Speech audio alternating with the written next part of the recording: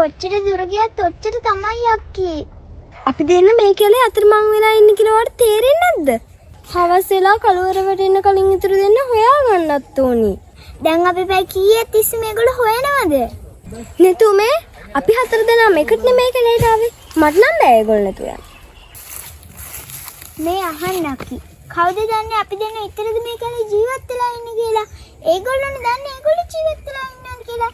ඒ නිසා අපි දෙන්න මේ කැලෙන් යමු. මොනවද කියන්නේ? නෑ මං කියන්නේ නෑ ඒගොල්ලන්ට කරදරයක් කියලා.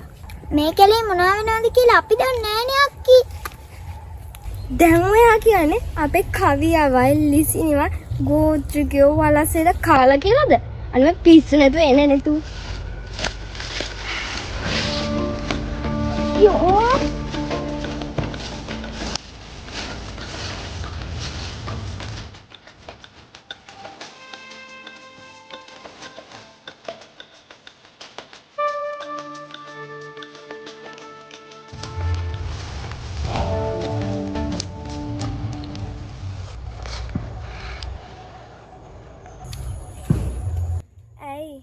මොකද්ද නේතු වාට වෙලා තියෙන්නේ? ඔයාට තේරෙන්නේ නැද්ද අක්කී? මේ තේරුම් නැති ගමනක්. පිස්සු කියවන්නත් වෙන්නේ නැතු. මේ කැලේ මොනවා වෙනවද කියලා අපි දන්නේ නෑනේ අක්කී. ඉස්සෙල්ලා එළියට ගිහින් බලමු අර දෙන්නට මොනවද උනේ කියලා. එයාට ඕන නම් ඔයා මේ කැලේ තනියම ඉන්න. මම යනවා කවියවයි ලිසිනිමයි හොයන්න.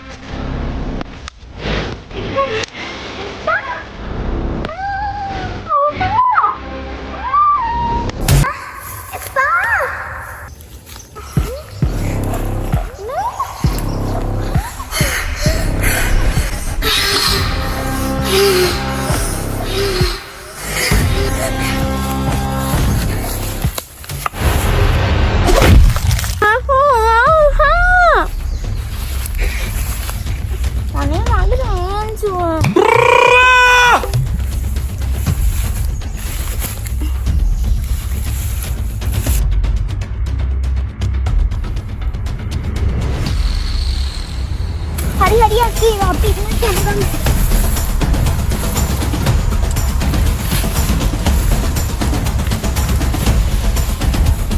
බඩු කුඩි ගත්ත නේද?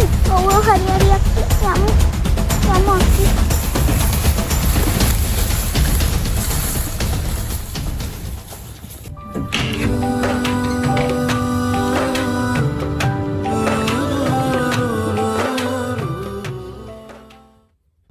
මේක තමයි ඉතිහාසගත වෙච්ච ලේන්සුව. මාර භයානක වැඩක් නේ ඔයගොල්ලෝ කරලා තියෙන්නේ. මේ ඒක නෙවෙයි. කොහොමද ඔයාලා එක පාර සුපිරි පව එකක් ආවේ?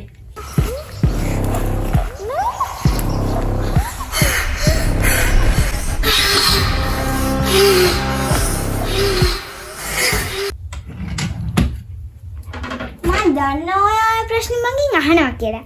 ඒක මාර මතක සටහනක්. ඔයා කාටවත් කියන්නේ නැත්තම් මම ඒක ඔයාට කියන්නම්. පිස්සුද? මං කාට කියන්නේද? එකපාරම අපේ අක්කට සිහිය විත් කෑ ගහද්දි අර ගෝත්‍රික මේක අරගෙන අපේ අක්කා කටේ ඇරුවා. ඉතින් කියන්නේ මේ ලෙන්සු අපේ අක්කා කටේ ගහද්දි මට ඒක දරව ගන්න බැරි වුණා. අක්කට තියෙන ආදරේ. ඇති ආදරයකට නෙමෙයි. මේක පොඩි කාලේ මට උගන්වපු ටීචර් ගිය අවුරුද්දේ තෑග්ගක් විදියට දුන්න තෑග්ගක්. මේක මගේ මතක සටහනක්. මේක මේ අපේ අක්කා කටේ ගහද්දි මට ඒක දරව ගන්න බැරි වුණා. අක්කා ඔව් අපේ අක්කා හිතන් ඉන්නේ එයාව බේර ගන්න මං හිතන වීරයෙක් වුණා කියලා.